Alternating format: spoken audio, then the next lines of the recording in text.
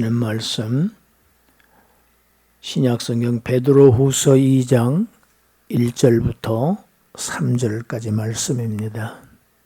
베드로후서 2장 1절부터 3절까지 말씀을 우리가 함께 읽습니다. 그러나 백성 가운데 또한 거짓 선지자들이 일어났었나니 이와 같이 너희 중에도 거짓 선생들이 있으리라. 그들은 멸망하게 할 이단을 가만히 끌어들여 자기들을 사신 주를 부인하고 임박한 멸망을 스스로 취하는 자들이라. 여럿이 그들의 호색하는 것을 따르리니 이로 말미암아 진리의 도가 비방을 받을 것이요 그들이 탐심으로써 지어낸 말을 가지고 너희로 이득을 삼으니 그들의 심판은 옛적부터 지체하지 아니하며 그들의 멸망은 잠들지 아니하느니라. 아멘.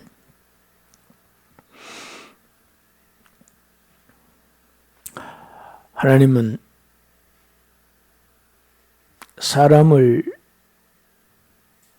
천지를 창조하실 때 사람을 맨 먼저 지으시지 않고 사람이 지음을 받자마자 하나님의 축복을 받아서 누릴 수 있도록 천체 또 땅과 바다 분리하시고 땅과 바다와 공중의 모든 생명체들을 다 있게 하신 후에 사람을 지으십니다. 하나님의 이 창조의 지혜가 얼마나 치밀한 것인지 우리가 알 수 있습니다. 사람을 제일 먼저 지었으면 어떻게 되겠습니까? 아무것도 없는 곳에서. 사람을 지으시자마자 하나님은 복을 주십니다. 축복하십니다. 그 메시지는 생육하고 번성하랍니다. 이 땅을 가득히 충만하게 채우라는 것이 하나님의 첫 번째 메시지였습니다. 인간을 향한. 하나님의 첫 메시지는 먹지 말라가 아니었습니다. 생육하고 번성하랍니다. 하나님의 이 땅에 인류가 충만해진, 사람이 충만해지는 것은 생육과 번성을 통해서 할 수 있습니다. 그래서 아담이 받은 이 명령을 도울 수 있도록 돕는 자로 하와를 지으셔서 아담하고 맞선을 보게 하시죠. 그러니까 그냥 아담이 얼마나 좋아하는지 이는 내 뼈 중에 뼈요 살 중에 살도다 그러지요. 아담과 하와가 가정을 이룹니다. 하나님의 축복은 가정으로부터 시작을 합니다. 가족관계입니다. 여러분, 이 가족관계가 이스라엘의 가족관계, 아브라함의 가족관계, 이삭의 가족관계, 야곱의 가족관계, 하나님의 택한 백성의 가족관계로 해서 끝까지도 요한계시록 가족관계로 하나님의 나라가 형성됩니다. 하나님을 아버지로 모시고 그의 자녀들 된 성도들, 가족관계지요. 이렇게 하나님은 가정을 중요시 하십니다. 결혼을 그래서 귀하게 여기십니다. 그런데 초대교회 때부터 이단들 결혼 아주 폄훼했습니다. 결혼을 아주 업신여겼습니다. 그렇지 않습니다. 하나님은 하나님의 축복을 받아 누리는 것은 출산을 통해서입니다. 출산을 통한 축복입니다. 인류의 축복은. 여러분, 땅이 아무리 많은 나라도요. 가보니까요.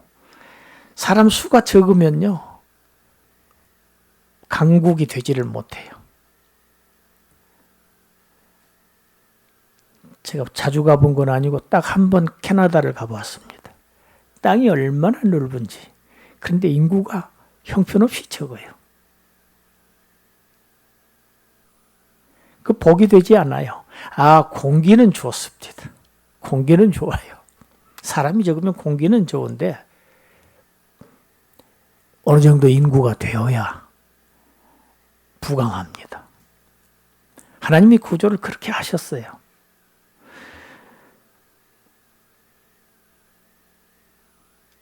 모든 가정에 자녀들을 주시지만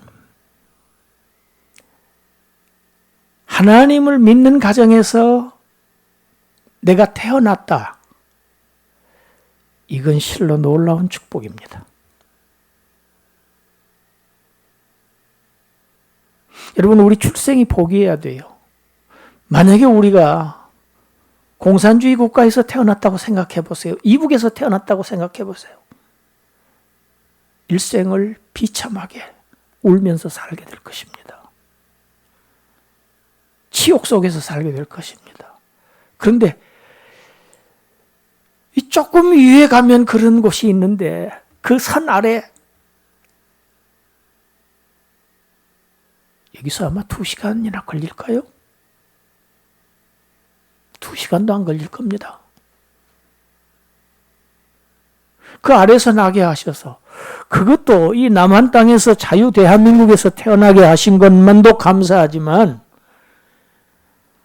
하나님을 아는 가정, 하나님을 믿는 가정에서 나를 나게 하셨다. 여러분, 세상에 믿을 게 뭐 있습니까? 믿을 게 뭐 있어요? 직장이 믿을 만합니까? 코로나 번지고 나니까 직장이 어떻습니까? 못 믿습니다. 사업을 믿을 수 있습니까? 모든 가정에서 출생한 어린아이들은 부모를 믿고 자랍니다. 부모는 하나님의 대리자입니다. 그러나 그 부모도 떠납니다. 계속 부모를 믿고 살 수가 없어요. 죽지 않고 영원히 살아계시면서 내가 그분을 아버지라고 부를 수 있고 그분은 나를 돌보시고 축복하시고 나를 보호하시고 인도하시는 하나님을 아버지라고 부를 수 있다는 것은 내 인생의 최대의 축복입니다. 아멘. 아멘 해야 돼요. 이보다 더 놀라운 복은 없어요. 이보다 더 귀한 복은 없어요. 100년도 못 사는 인생 살다가 그냥 그것으로 끝이 되고 만다면 이거 얼마나 허망한 일입니까? 그러나 나는 하나님과 영원히 하나님의 나라에서 함께 산다. 이 믿음을 주셔서 이 믿는 자들을 영생하게 하신 하나님. 그 하나님을 나는 가족 관계다. 관계가 가족 관계.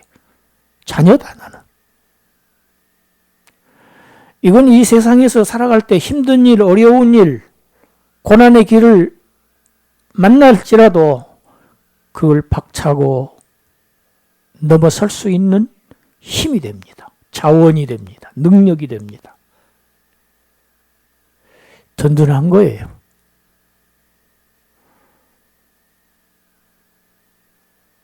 여러분, 갑부의 자녀들도 든든하겠지요. 그건 돈이 있으니까 그래요. 돈의 힘을 비로소입니다. 그런데 아무리 돈이 많아도 그 돈이 나의 영원한 생을 보장해 주지 못합니다. 한 푼도 가져갈 수 없습니다. 다 빈손으로 갑니다. 떠날 때는 다 빈손이에요. 아무것도 나의 영생을 아무것도 나에게 주지를 못해요.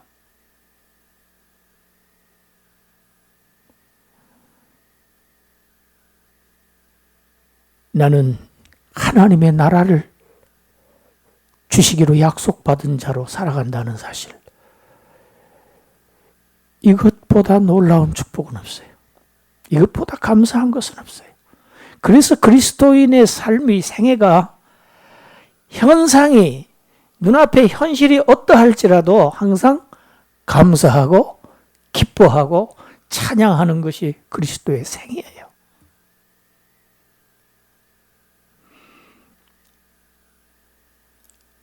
나를 하나님의 백성의 가정에서 나게 하신 하나님. 여러분, 이스라엘 가정에서 출생한 어린아이들은 6월절 밤에 부모를 따라서 다 출애굽했어요. 출애굽했어요. 구원받았어요.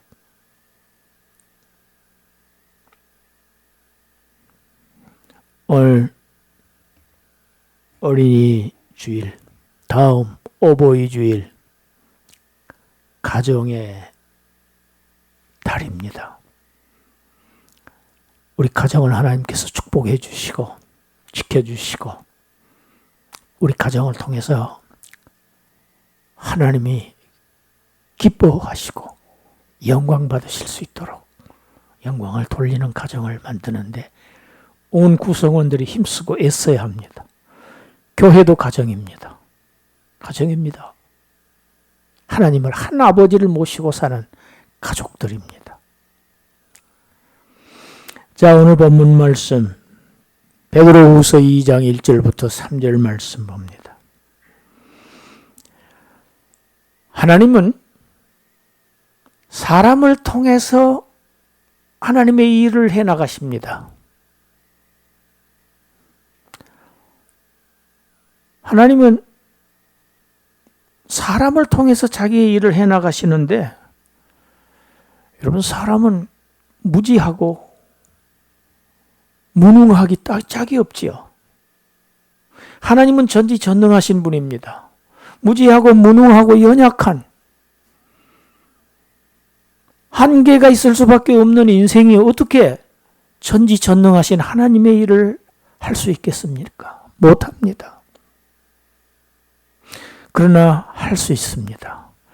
하나님께서 능력을 주시고 하나님께서 하나님의 영으로 성령으로 감동을 해주시면 이게 성령의 영감이라고 감동이라고 표현하지요.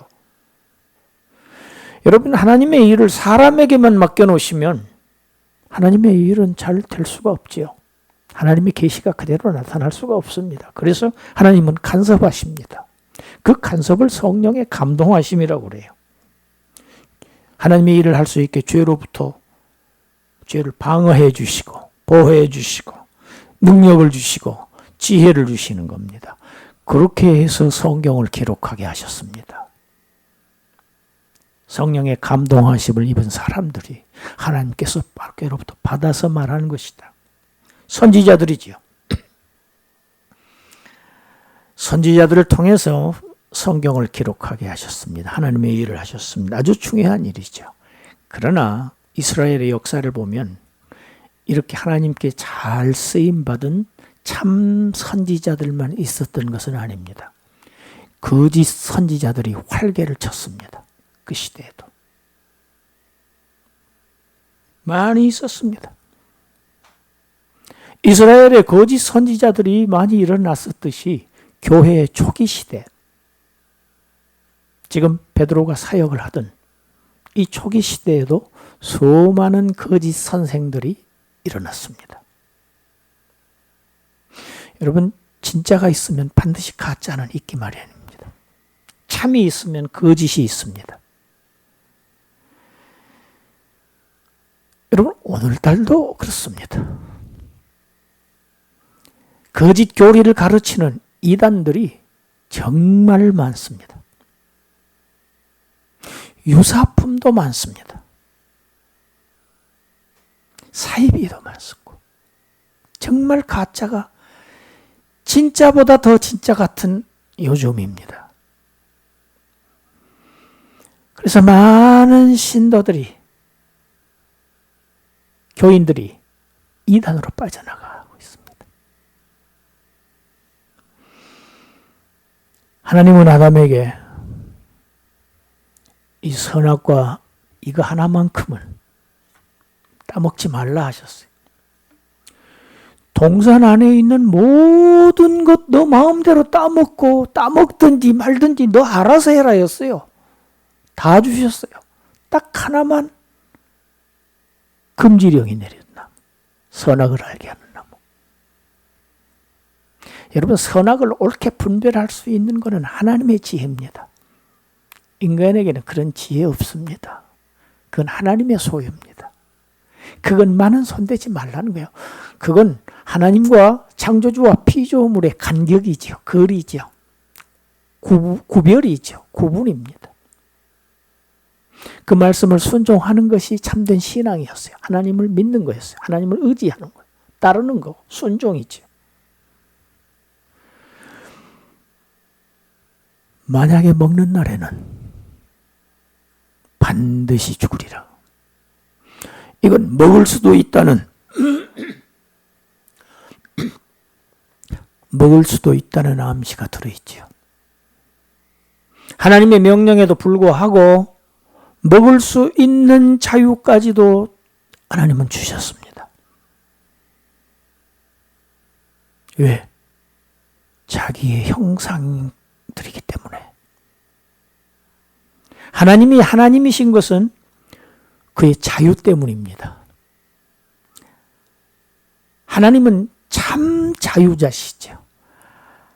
하나님을 그 어떤 누구도 어떤 조건, 어떤 상황도 방해할 수 없습니다. 하나님은 누구에게도 방해받지 않습니다. 저지당하지 않습니다. 그것이 하나님의 진정한 참 자유지요. 그 하나님이 자기의 형상을 따라서 지은 인간에게 자유를 안 주시면 그것은 하나님의 형상이 아닙니다. 이걸 소위 우리는 인간에게 주신 자유의지라고 합니다. 그 자유의지를 사탄이 와서 옛뱀, 마귀, 사탄, 요한계시록에서 그렇게 정의를 하고 있습니다. 찾아옵니다. 찾아와서 하나님의 말씀을 완전히 왜곡합니다. 따먹지 말라, 먹어라 합니다. 여러분, 이 먹으라는요, 첫 아담에게만 사탄이 와서 한 게 아니에요. 둘째 아담 오시자마자 광야에 나가서 시험 받으실 때 와서 그때도 역시 돌을 떡으로 만들어서 먹으라 였습니다. 똑같습니다, 패턴이. 그 사탄이 그 사탄이기 때문입니다. 먹으라. 반드시 죽으리라 하셨는데 결코 죽지 아니하리라 합니다. 반드시를 결코로 부정했습니다. 하나님의 말씀을 정면으로 받아친 겁니다. 오히려 네가 하나님과 같이 되리라. 여러분, 이 하나님과 같이 된다는 것은요, 여호와 하나님 같이 된다는 뜻이 아니에요. 많은 사람들이 오해합니다. 이 엘로힘이라고 하는 단어는 한 5가지 정도의 의미가 있어요. 사탄이 지금 교묘하게 여자를 속인 겁니다. 속였다고 얘기해요. 나중에 하나님의 신문에 여자가 뱀이 나를 꾀무로 내가 먹었나이다. 꾀무로 속였다. 뭘 속였다는 얘기입니까? 뭘 속였을까요? 죽지 아니하리라? 그걸 속였다는 얘기입니까? 아니지요. 아직 안 죽어봐서 모릅니다. 그것은. 아담도 안 죽고 하와도 안 죽었습니다. 뭘 속였습니까? 엘로힘, 하나님처럼 되리라, 이걸 지금 속인 거예요.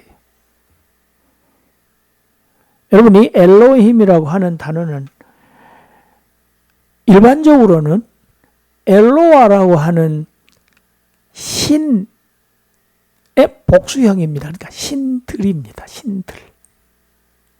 소문자 영어로 쓰면 gods.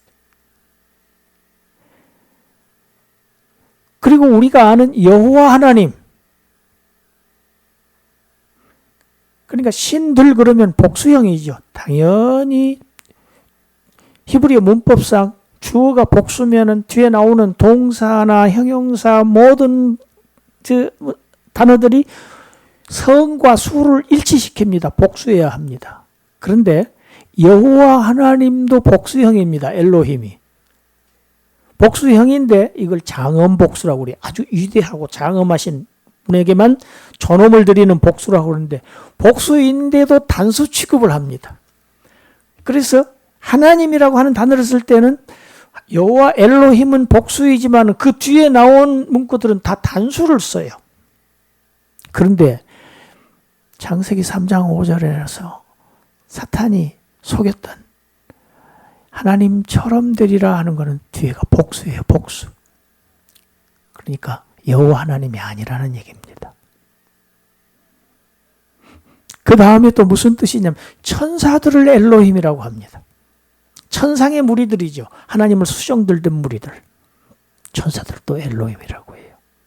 뿐만 아닙니다. 사람들도 엘로힘이라고 합니다. 아주 높은 지위에 있는 고관들도 엘로힘이라고 불렀어요. 이렇게 다양한 뜻이 있어요. 근데 사탄은 뭐라고 속였느냐? 너 엘로힘처럼 될 것이다. 천사들처럼 될 것이다. 그런데 그 말을 하와는 여호와 하나님처럼 될 것이라고 들은 거예요. 그래서 그게 속았다는 겁니다. 여러분, 천사들 세계에서 무슨 일이 일어났습니까? 에덴 동산에 하와를 찾아온 마귀 언제 타락했습니까? 창조 전에 타락했습니다. 하늘에서. 하나님의 천사들 중에서 일부가 반란을 일으켰지요. 그래서 하나님이 땅으로 내쫓으셨어요. 그가 지금 에덴 동산을 찾아온 겁니다. 그런데 하와를 통해서 너 그처럼 될 것이다. 그런데 하와는 그것을 여호와 하나님으로 이해한 거예요. 엘로힘이라는 단어 가지고 장난을 한 거예요. 여러분, 말 가지고 장난합니다. 말 장난합니다. 이단들은요, 가짜들은요, 말씀을 가지고 장난을 합니다. 말씀을 가지고 이상하게 돌립니다. 거기에 깜빡 넘어가요. 그래서 무지하면 넘어가게 돼 있습니다. 성경에 무지하면. 이 뱀의 후손들, 이 거짓 선생들, 하나님의 말씀을 왜곡합니다. 하나님의 말씀을 왜곡해서 하나님의 심판을 스스로 자초하는 사람들입니다. 이것이 거짓이죠. 참이 아니고 거짓입니다. 거짓 선생들은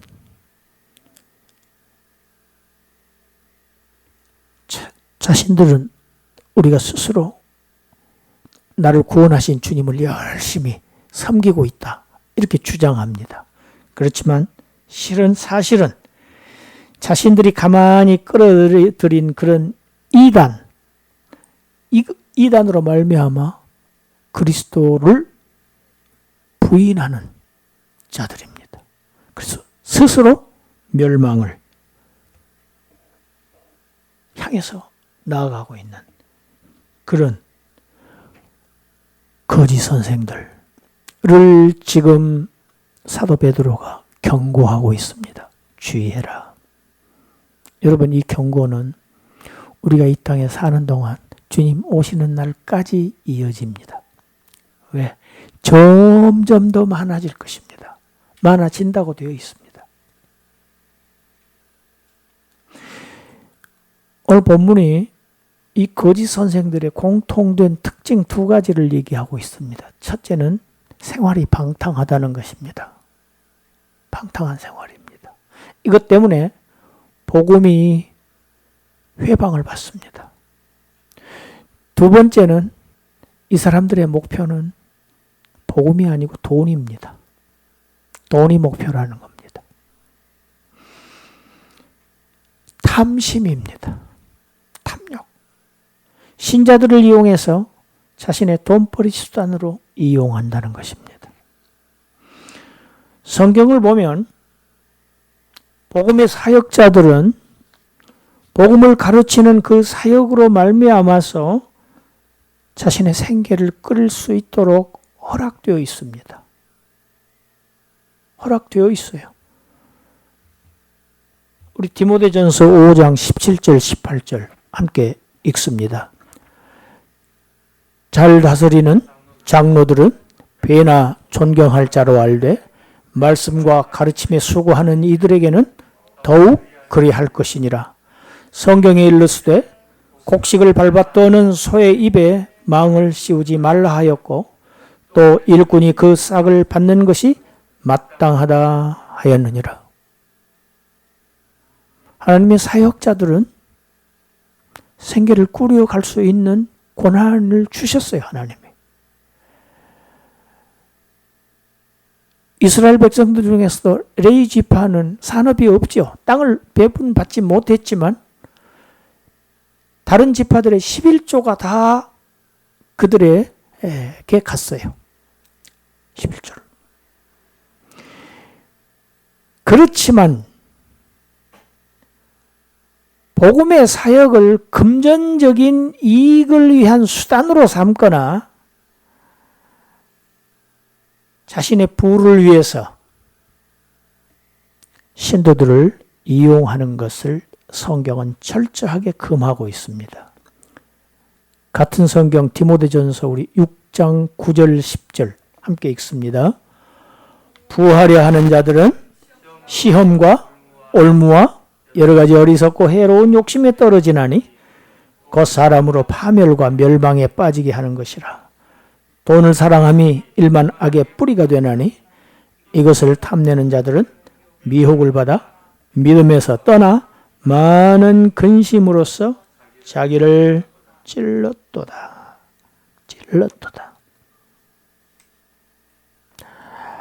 거짓 선생들, 탐심에 눈이 어두워진 이들은 교회를 더러운 시장터로 만들었습니다. 이것이 초대교회 때 있었던 일이고 지금도 마찬가지입니다. 예수님 당시에도 마찬가지였습니다. 예수님께서 가보시니까 성전 안에 장사치들로 복적복적 됐지요. 그래서 그들을 내 아버지의 집을 더러운 강도의 소굴로 만들었다고 책망하시면서 녹군으로 만든 채찍으로 그들을 막 치시면서 그 좌판들을 다 뒤엎으시면서 내쫓으셨습니다. 그런데 참 놀라운 사실이 있습니다. 예나 지금이나 거짓 선지자들을 따르는 사람들이 더 많아요.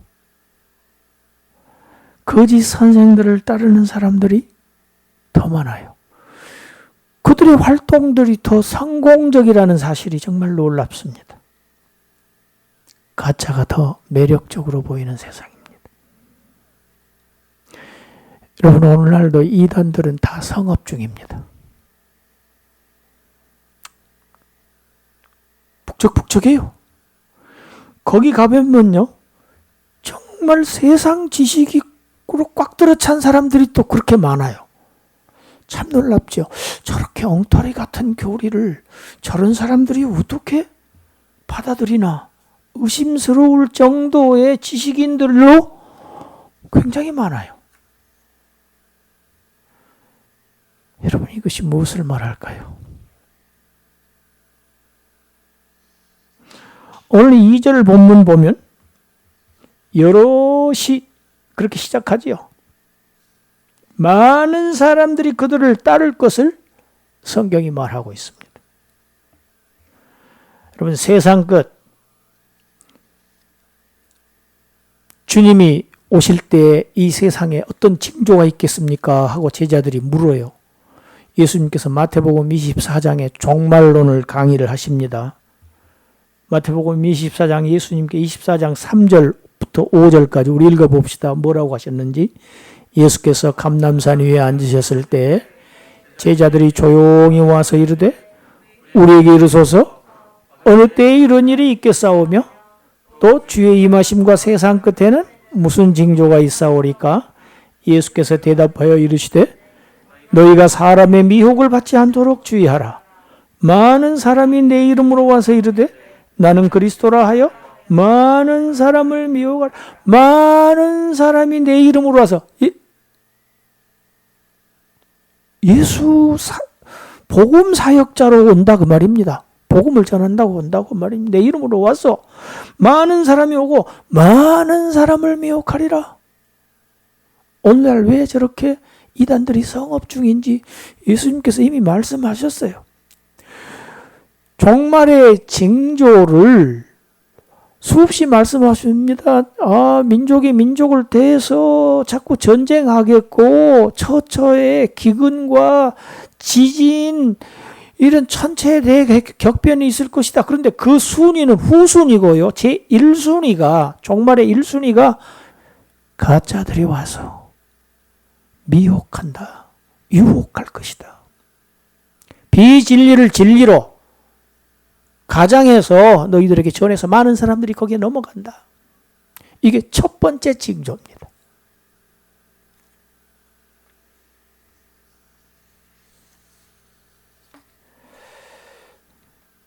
거짓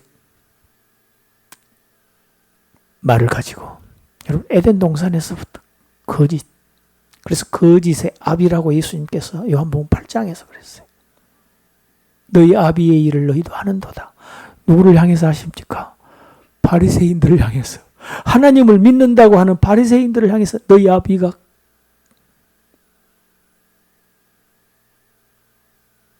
너희들이 아브라함의 후손이라고? 너희 조상 아브라함은 나한테 그렇게 하지 않았어. 너희는 아브라함의 자손이 아니야. 너희 아버지가 그 에덴 동산에 나타났던 거짓의 그 조상 아비야. 거기가 너희 아버지야. 조상이야. 하나님을 믿는다는 자들을 향해서 예수님께서 질타하신 겁니다. 구원받지 못한 쭉정이 신자들, 하나님께서 이런 가짜를 믿게 하십니다. 하나님은 왜 그런 가짜를 믿게 하시지? 진리를 믿게 하시지 않고. 성경에 그렇게 기록되어 있어요. 예수님께서 비유로 제자들을 가르치면서 그들이 못 알아듣게 하기 위해서 비유로 하신다고 했거든요. 참 이상하지요. 너희들 알아듣기 좋으라고 내가 비유로 설명한다. 그렇게 하시지 않고 너희에게는 허락되었지만 그들은 못 알아듣게. 자, 데살로니가 후서 2장 9절부터 12절까지 우리 함께 읽습니다. 시작. 악한 자의 나타남은 사탄의 활동을 따라 모든 능력과 표적과 거짓 기적과 불의의 모든 속임으로 멸망하는 자들에게 있으리니 이는 그들이 진리의 사랑을 받지 아니하여 구원함을 받지 못함이라. 이러므로 하나님이 미혹의 역사를 그들에게 보내사 거짓 것을 믿게 하심은 진리를 믿지 않고 불의를 좋아하는 모든 자들로 하여금 심판을 받게 하려 하심이라. 아멘. 아니, 미혹의 역사를 그들에게 하나님께서 보내신다고 하셨어요. 그러니까 이단들을요, 지금 활동하게 하시는 거예요. 지금 하나님께서. 그래서 그 거짓 것을 하나님께서 믿도록 지금 허락하시는 거예요. 믿게 하시는 거예요. 이게 하나님이 하시는 일입니다. 왜? 그들이 진리를 따르지 않고 불의를 좋아하는 사람들을 심판하시기 위해서. 하나님이 심판의 명분을 지금 세우시는 거예요.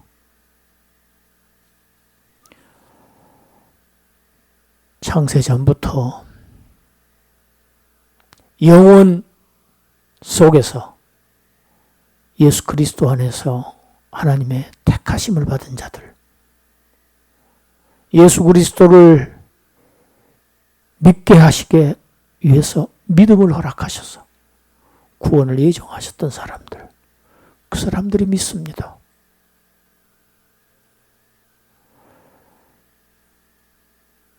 그 얘기가 사도행전 13장 48절에 있는 말씀. 영생을 주시기로 작정된 자들이 다 믿더라. 바울이 하나님을 믿는다고 하는 유대인들에게 먼저 복음을 전했어요. 근데 그들은 바울을 죽이려고 했습니다.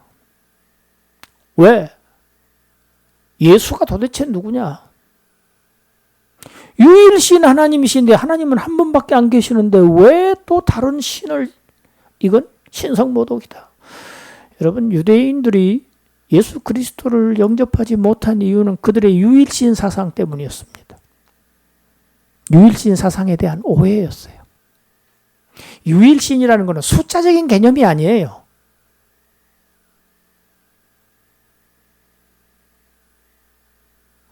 원, 투 하는 숫자적인 개념이 아니고 원은 원인데 only one의 개념이에요. 영어로 얘기하자면 only one. 유일하시다. 이런 신은 없다는 거예요. 천지의 신은 이분 한 분밖에 없다는 거예요. 다른 신은 다 가짜라는 얘기입니다. 이게 신명기 4장에 나오는 말씀입니다. 그 사상 때문에 그들이 복음을 걷어찼지요. 그래서 사도 바울이 그럽니다. 내가 너희에게 먼저 마땅히 전하여 할 것이나 너희가 영생 얻음에 합당치 않은 자로 자처하기로 내가 이방인에게로 향하노라. 그래서 이방인들 안디옥 땅에 가서 복음을 전해요. 이방인들 하나님을 모르는 사람들에게 복음을 전하니까 이 사람들이 얼마나 기뻐하며 찬송을 하는지. 그리고 거기에 그렇게 기록되어 있어요. 하나님께서 영생을 주시기로 작정된 자들은 비록 이방인들이라도 다 믿더라. 유대인들도 안 믿었는데. 여러분, 이 은혜를 우리가 받았습니다. 창세전부터 하나님이 예정하신 그 구원을 받은 우리들, 이제 하나님의 나라 우리에게 약속하셨습니다. 이 확고한 이 언약의 말씀을 듣고 믿고 말씀을 행함으로 이 거룩한 길, 천성길을 걸어가는 저와 여러분들이 되시기를 주님의 이름으로 축원합니다. 기도합니다. 이 땅에 많은 거짓들이 활개를 치고 있지만 진리를 믿고 따르는 이 대열에 저희들 동참하게 하여 주신 하나님의 은혜와 사랑을 다시 한번 감사합니다.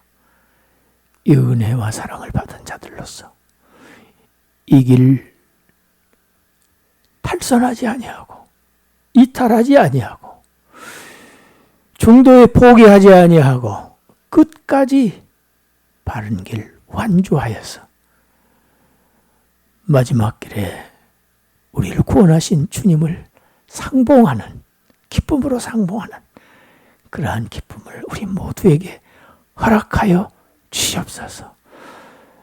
그렇게 하실 줄 믿고 감사를 드리오며 예수님 이름으로 기도드리옵나이다.